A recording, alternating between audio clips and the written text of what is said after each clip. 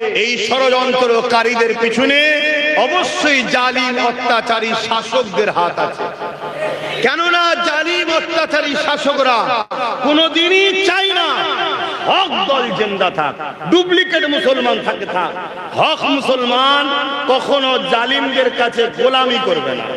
প্রয়োজন হয়েছে সাথ দিয়েছে, মিটে গেছে, যখনই দেখবে ভুল সঙ্গে সঙ্গে বলে ভুল বলছিস তুই, কথা শুনছেন না? শুনছেন? যেমন বিগত দিনে কেউ বলেছিল মাদ্রাসায় জঙ্গি তৈরি হয়, যারা মুসলিম হক তারা কি করলো? অন্যায়, ঠিক না বেঠিক?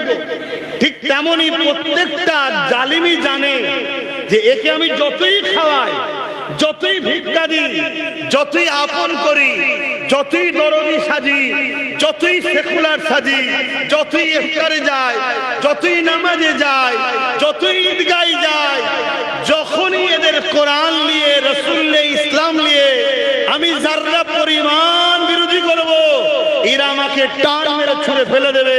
কারণ এরা বাপ মাকেও ছাড়তে রাজি, আল্লাহ রাসূল ছাড়তে রাজি নয়। জোরে বলুন সুবহানাল্লাহ, আরো জোরে।